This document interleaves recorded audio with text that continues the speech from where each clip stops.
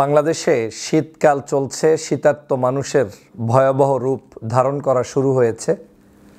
ঢাকা শহরের বিভিন্ন জায়গায় ঘুরে দেখলাম আমাদের পথ শিশুরা রাতের বেলা কেউ কম্বল ছাড়া ঘুমাচ্ছে, কারো গায়ে কাঁথা নেই, কারো গায়ে ছালার বস্তা কিংবা পাটি পেঁচিয়ে রেল লাইনের আশেপাশে কিংবা রাস্তার ভিতরে কুকুরের সাথে ঘুমাচ্ছে।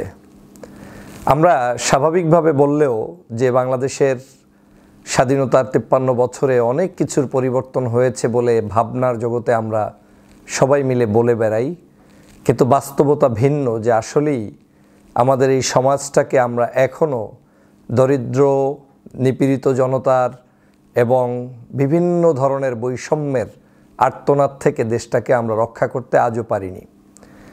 আমি দীর্ঘ প্রায় 6-7 বছরে বাংলাদেশে প্রবেশ করতে পারিনি ফ্যাসিবাদী শেখ হাসিনার কারণে, কিন্তু আমি অনুভব করতাম যে আমি যদি সশরীরে গিয়ে নিজে নিজ হাতে রাতের বেলা ঘুমন্ত থাকা অবস্থায় ওই পথ শিশুর গায়ে একটি কম্বল জড়িয়ে দিয়ে আসতে পারতাম, এমনভাবে দিয়ে আসতে পারতাম যে হয়তো সে ঘুমন্ত, সে টেরও পারবে না, সে জানবেও না তার গায়ে কে চাদরটা বিছিয়ে দিয়ে গিয়েছে কিংবা তার ভাইয়ের বিছানার উপরে বা পাশে রেখে গিয়েছে।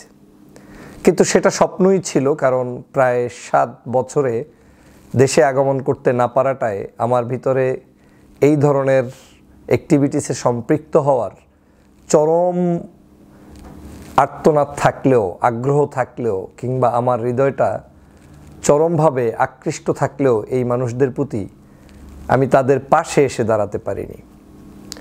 তো গত বন্যা থেকে আমি সিদ্ধান্ত নিয়েছি, কম হোক বেশি হোক, আমার নিজের পক্ষ থেকে, এবং আপনারা নিশ্চয়ই জানেন বাংলাদেশের দেশে বিদেশে আমার নিজস্ব যারা ব্যক্তিগতভাবে দল মতের ঊর্ধ্বে উঠে পছন্দ করে, আমার কথাগুলো পছন্দ করে, তাদেরকে নিয়ে একটা টিম আমরা যাতে এই মানুষের জন্য কাজ করতে পারি সেটা শুরু করেছি।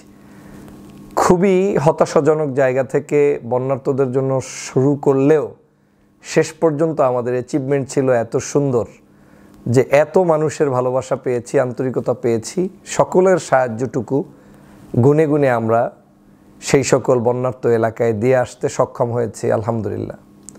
ফেনী, পরশুরাম, নোয়াখালী, এই অঞ্চলগুলোর বিভিন্ন জায়গা, ছোট ছোট জায়গাগুলোতে খাবার, তারপরে আমাদের বিশেষ প্যাকেজিং করে তার ভিতরে তার প্রয়োজনীয় জিনিসপত্র, এরপরে আর্থিকভাবে খামে করে মানুষদেরকে দিতে সক্ষম হয়েছি।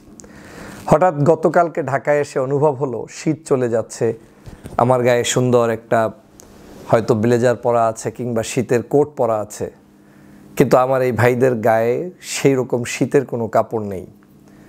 এটা শুধু ঢাকা শহর বললেই যে ঢাকা শহরকেই কেন্দ্র করে বলছি তা কিন্তু নয়, সারা বাংলাদেশেই শীতে অনেক এলাকা আছে যেসব এলাকায় গরিব মানুষ, তাদের আসলেই শীত কাপড় নাই কিংবা ভালো একটা ঘরবাড়িও নাই।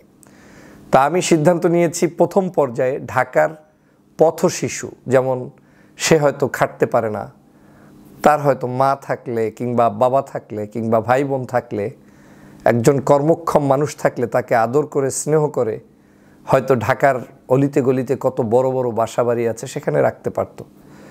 কিন্তু কি দুর্ভাগ্য তাদের যে কেউ নাই, তারা রাস্তায় ঘুমিয়ে আছে, আর আমরাও অসচেতন, আমরাও থেকেও নাই, তাদের পাশে আমরা কেউ নাই।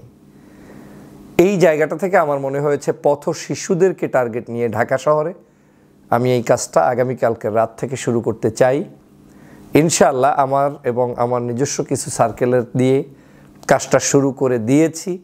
আগামীকালকে থেকে এই বিতরণ কর্মসূচিতে বাংলাদেশের বিভিন্ন প্রান্তের কিংবা বিদেশে অবস্থানরত আবার শুভাকাঙ্ক্ষী যে ভাইয়েরা রয়েছেন, আপনি চাইলে 1টা কম্বল, 2টা কম্বল, 5টা কম্বল, 100 কম্বল, 50টা কম্বল, যার যেটা তৌফিকে কুলায় আপনি আমাদের সাথে যোগাযোগ করতে পারেন, এবং আমরা ক্রয় করে সেটা আপনাদেরকে আমার এই পেজ এবং ইউটিউব চ্যানেলে সব কিছু আপডেট দেওয়া হবে, এবং কতজনকে আমরা বিতরণ করতে সক্ষম হয়েছি জানাবো।